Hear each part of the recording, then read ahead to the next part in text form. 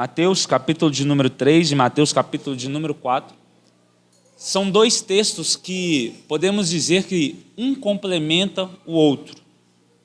Se você observar na epígrafe ou no prefácio, que é justamente esse subtítulo que previamente vai falar o que o texto vai dizer, nós vamos encontrar que no Mateus capítulo de número 3, o prefácio é o batismo de Jesus.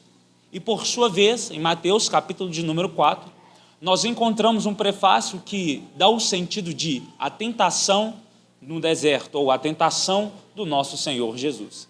Então nós temos dois momentos distintos. Embora esses dois textos eles estejam interligados, são momentos totalmente diferentes.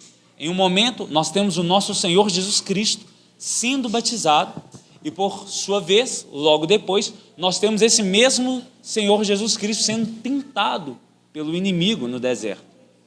E o que me chama a atenção é que quando foi me dado o convite para estar ministrando, obrigado, varão, eu fui orar ao Senhor e pedindo a Deus uma direção sobre aquilo que Deus queria conversar e tratar com a igreja na noite de hoje, e Deus colocava no meu coração a importância de nós entendermos quais que são as verdadeiras consequências que vamos agregar quando nós aceitamos caminhar ao lado de Cristo. Quais que são as verdadeiras consequências que o Evangelho nos propõe, tendo vista que vivemos em um contexto de pós-modernidade, aonde estas consequências ou estes resultados, que a aceitação que nós temos no Evangelho, está sendo diversamente e diariamente distorcida, está sendo mudada, está sendo alterada. E quando eu orava ao Senhor, eu pedia a Deus sabedoria, porque sabemos que muitas das vezes esses tipos de palavras não são bem vistas pela igreja, não são bem vistas pelo convívio social, mas nós acreditamos que é pela palavra de Deus, pelo Espírito de Deus, por aquilo que Deus nos direciona, que é o nosso combustível, mediante a nossa caminhada na fé. E o interessante que essas passagens a qual nós acabamos de ler, elas estão praticamente narradas em todos os evangelhos, exceto por Marcos. Nós temos Mateus, Lucas e João, que vão falar do batismo de Jesus e que também vão falar da tentação pela qual Jesus ele vai passar. Quando eu meditava nisso, eu começava a lembrar que uma das finalidades do evangelho é justamente essa, é justamente de ditar, de trazer aos nossos olhos parte da caminhada, parte daquilo que Jesus fez quando aqui na terra ele passou. E quando eu observava isso, Deus ele tocava no meu coração para mim entender alguns detalhes que Mateus ele expressa, diferente daquilo que Lucas vai expressar. Vocês podem observar que quando Lucas vai falar a respeito do batismo da tentação de Jesus, Lucas ele dá um detalhe que Mateus não dá. Lucas ele vai dizer que Jesus estava cheio do Espírito Santo e por ele foi levado ao deserto. Em Mateus não narra que Jesus está cheio do Espírito Santo.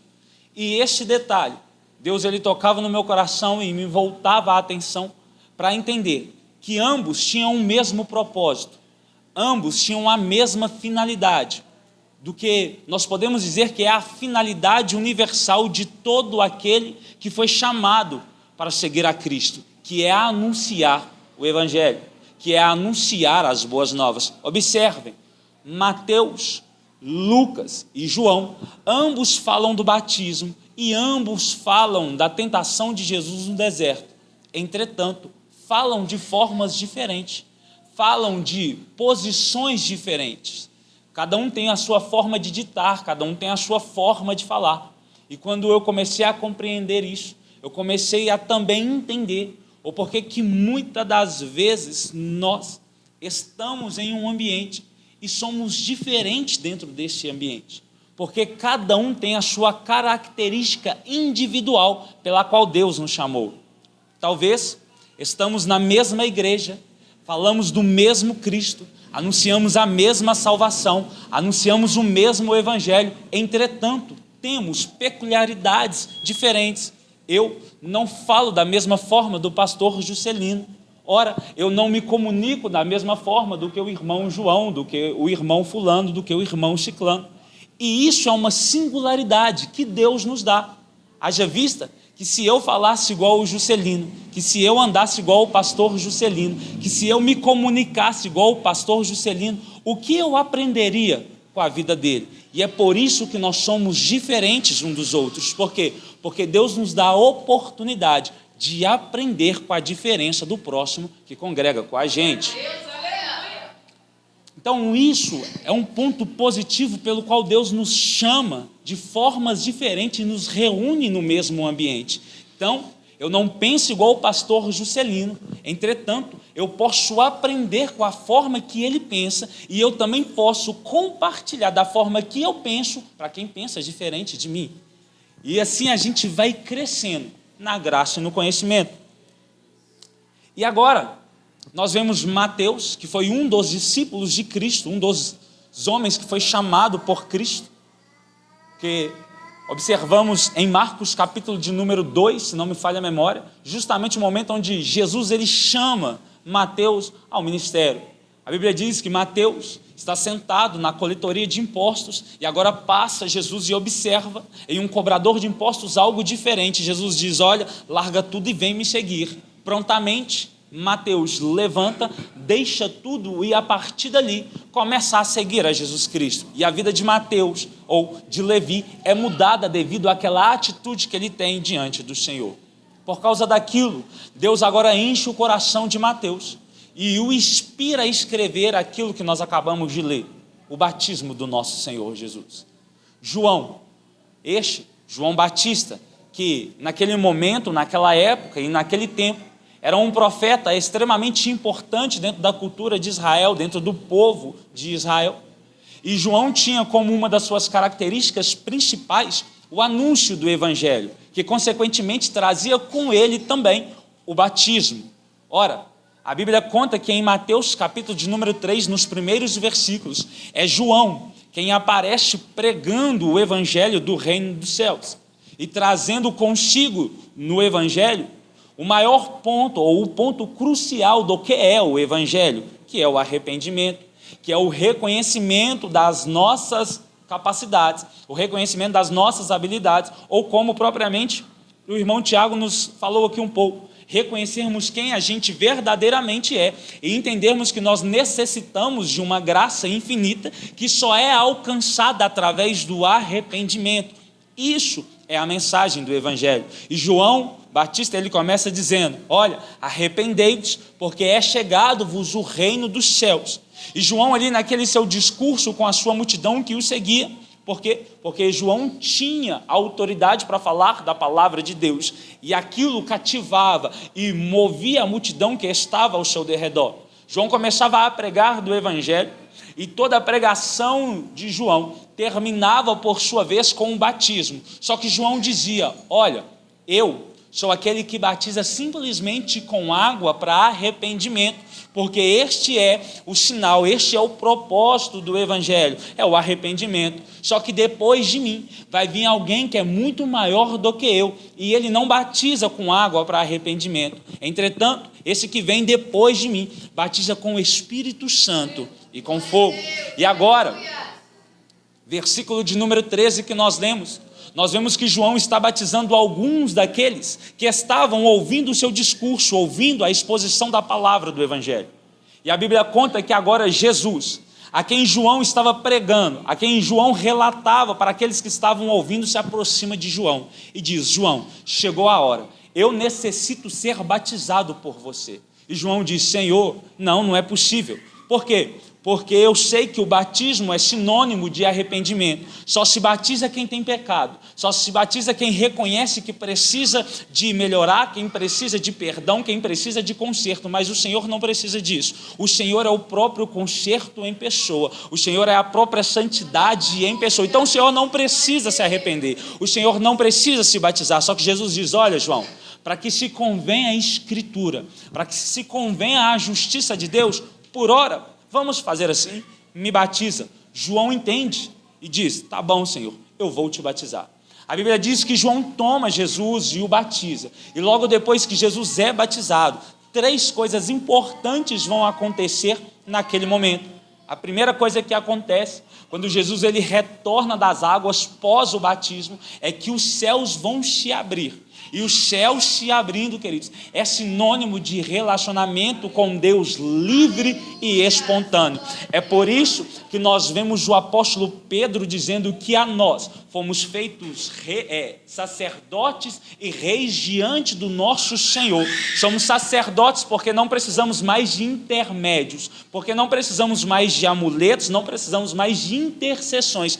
Entretanto, temos livre acesso aos céus devido à nova natureza que em nós foi imposta. Todas as vezes que nós deixamos de lado a nossa natureza carnal, a nossa natureza adâmica e nos adequamos à natureza de Cristo, dado ao novo nascimento, dado ao reconhecimento dos nossos pecados e da necessidade de nos arrependermos dele, os céus se abrem diante de nós. E o apóstolo Paulo diz que todas as coisas, tudo que se foi passado se constitui algo novo, porque nos tornamos novas criaturas em Cristo Jesus.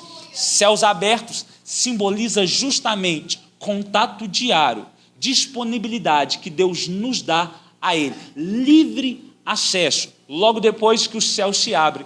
A Bíblia diz que todos que estão ali observam uma pomba repousando sobre os ombros do nosso Cristo. E essa pomba, sabemos que tem um valor simbólico dentro da Escritura, pois a pomba simboliza o Espírito Santo de Deus.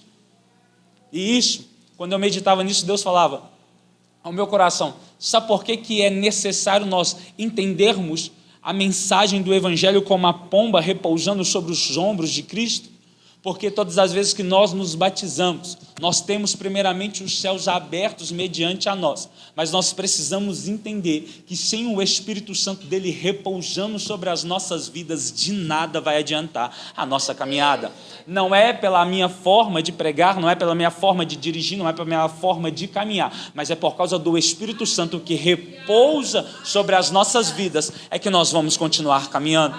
Eu não vou continuar caminhando, eu não vou conseguir vencer essa batalha, eu não vou conseguir vencer esse gigante, essas muralhas não vão se abrir diante de mim por causa de quem eu sou, mas por causa daquilo que está na minha vida, que é o Espírito Santo de Deus. É a pomba repousando sobre os nossos ombros. E por fim, a Bíblia diz que depois dos céus serem abertos e depois da pomba repousar, há uma palavra, há uma confirmação da parte de Deus dizendo: este é o meu filho amado, de quem eu me comprazo.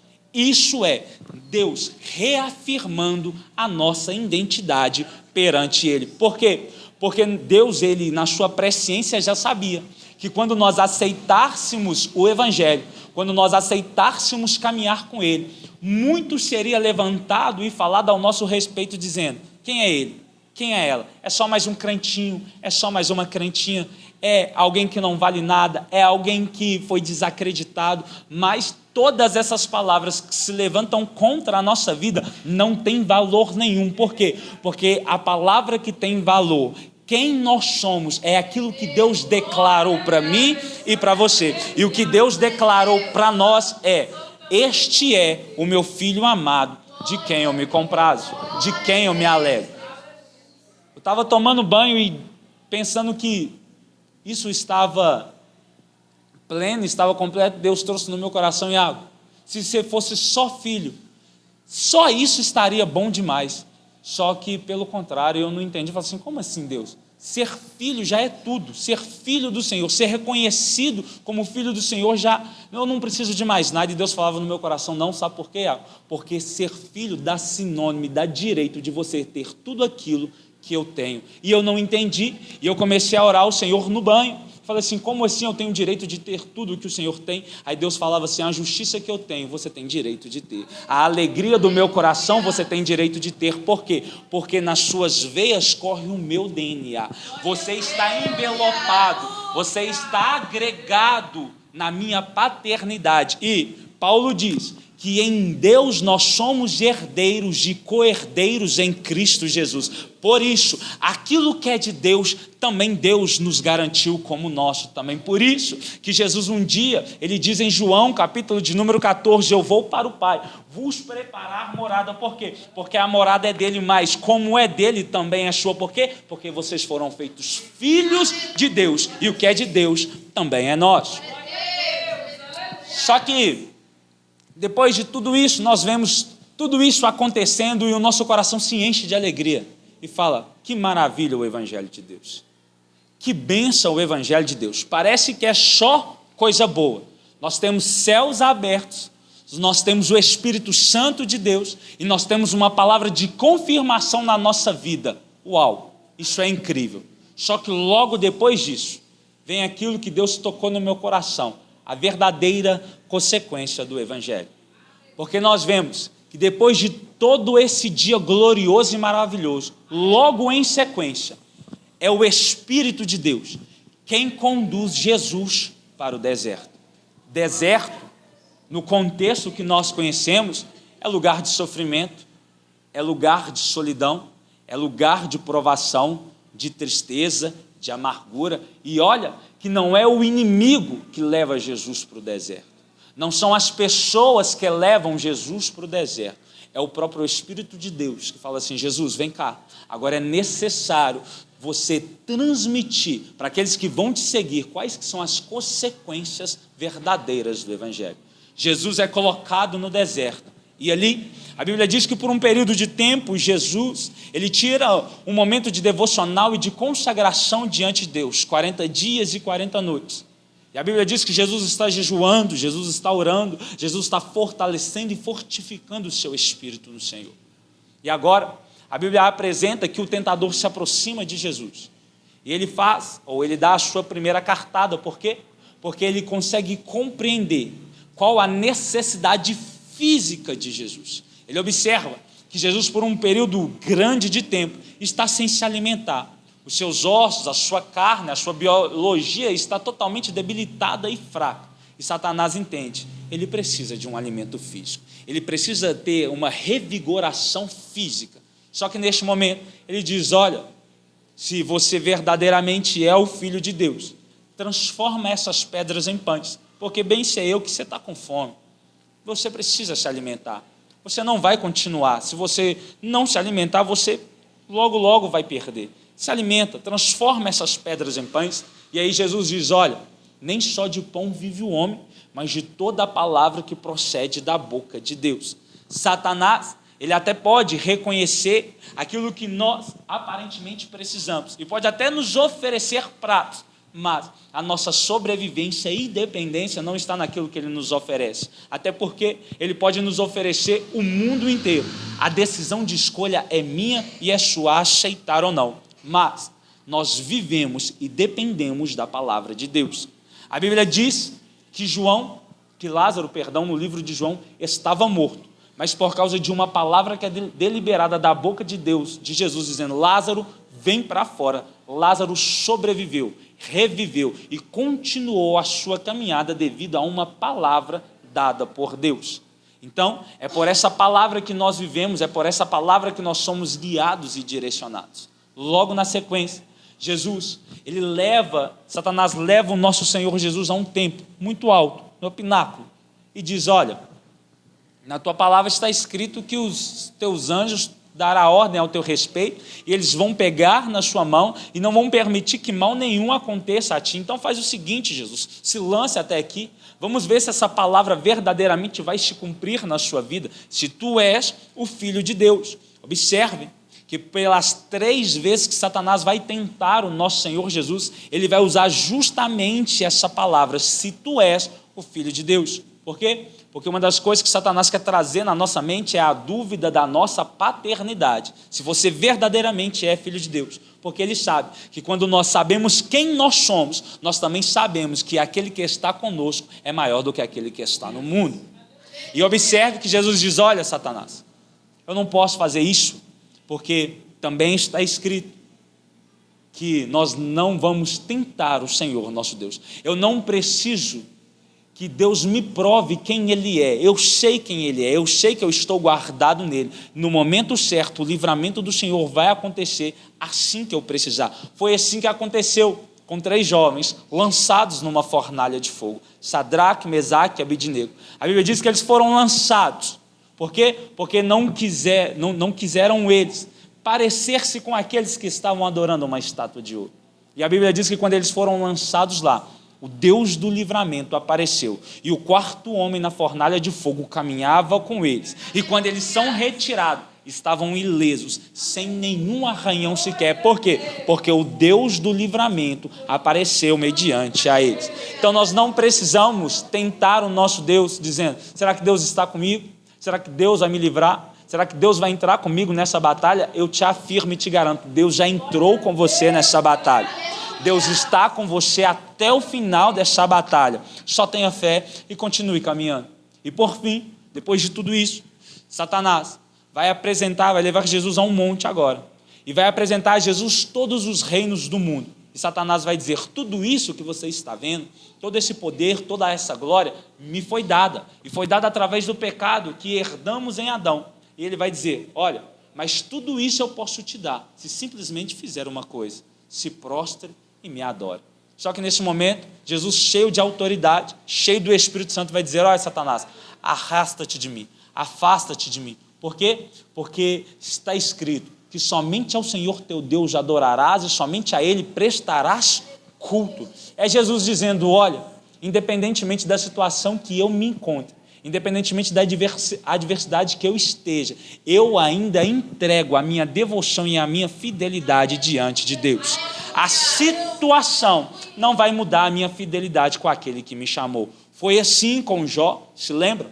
Perdeu tudo: filhos, riqueza, amigo, saúde, estabilidade física, moral, psicológica. Jó perdeu tudo, mas ele guardou consigo a sua fidelidade. E por causa daquilo, porque ele guardou em seu coração a fidelidade, Deus o retribuiu grandemente tudo aquilo que ele tinha perdido, pois o nosso Senhor é assim, retribuirá a todos nós aquilo que nós perdermos diante da nossa caminhada. Só que o que mais me chama a atenção é que quando o Satanás ele se afasta e se ausenta de Jesus, quando aquele processo de tentação todo acaba, nós vemos que Jesus ele ainda continua com fome, Jesus ele ainda continua com sede, Jesus ele ainda continua com as suas necessidades físicas em alta demanda de serem saciadas. Só que no último versículo, versículo de número 11, nós vemos que não é João Batista que vai levar alimento para Jesus. Nós vemos, no versículo de número 11, não é Maria, não é os discípulos, não é a multidão, não são amigos de Jesus, nenhum desses levam alimento para Jesus. A Bíblia diz, versículo de número 11, que os anjos vieram e serviram a Jesus. Os próprios anjos. E quando eu meditava nisso, Deus falava: sabe o que é isso, Thiago? É quando você aceita a Cristo de verdade. Os céus, em Mateus capítulo de número 3, se abrem, e os mesmos céus que se abriram para você em Mateus 3, é deles que virá a sua provisão. Então, não espere provisão no próximo. Com todo respeito, pastor, não espere provisão no pastor, não espere provisão na igreja, não espere provisão no seu pai, na sua mãe, na sua família, nos seus irmãos. Espere provisão somente no Senhor. Por quê? Porque do alto virá o nosso socorro. E o salmista diz: inclinei os meus olhos para o alto, de onde me virá o meu socorro? O meu socorro vem do Senhor que fez os céus e a terra.